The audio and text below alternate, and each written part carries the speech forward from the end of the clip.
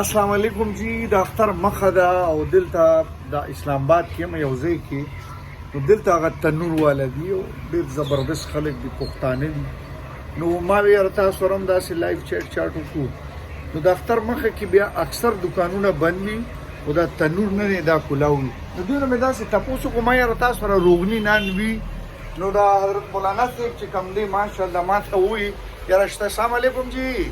استاجی دی خو وګوره. السلام علیکم. څنګه هی ټیک ټاک دا شیشه جوړوي اوسه دا خو جی تاسو د بار روغانه جوړو اختر د بار سپیشل هغه دا اسی وړو کې سایز دی کنه جی دا خو تاسو د بار مرګ دی لپاره کنه تاسو د داخله خوشي چې غاښ خشي. ماشاءالله. او تاسو د کوم ځای جی؟ مونږ د بډاګرام جی. بډاګرام الای خو نه جی؟ نه نه خاص د خدا نه خاص د کاسي ویم خاص د بډاګرام خاص د بازار ماشاءالله الای بټاګرام چې دا ډیر زبردست تنور دی. اسلام آباد کې چې داسې تنورن چې کوم دی هغه باندې ډیر زیات خرچه راځي. اول استاد دی، الله دې یو ورځ به داسې راشي چې دا استاد جوړ شي. السلام علیکم. وعلیکم السلام. څنګه تخی ستا خوب نوم څه دی یار؟ اجاز خان. او ته د کوم ځای اجاز او ختم د بټاګرامې او څونه ټایم نه دا نان لګي یار؟ شپږ کاله وشو. استاد تا نه جوړ نه شو؟ ها نو دلته قدرمن کتونکو یو کال چې سړی نوکري وکړي نو د ایس پی ډي ایس پي ولګي هغه شپږ کاله کار وکړو، استاد دې نه جوړ نه شو.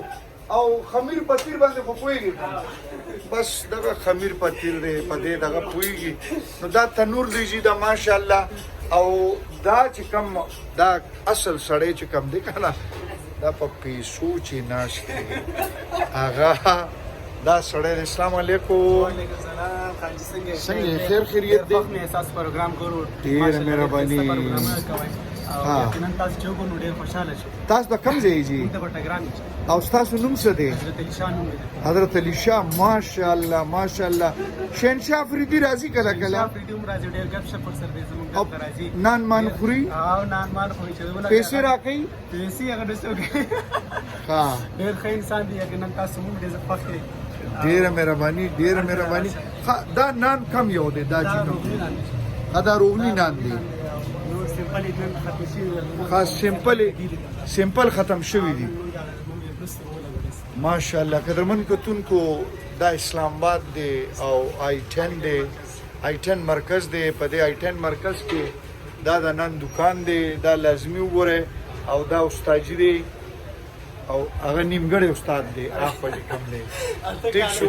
دا ما ویره یو ویلاګ دی د اختر مخه د تاسو لپاره جوړ کم او ډیره زیاته مننه. خاد اوسه، آباد اوسه، بریالی اوسه.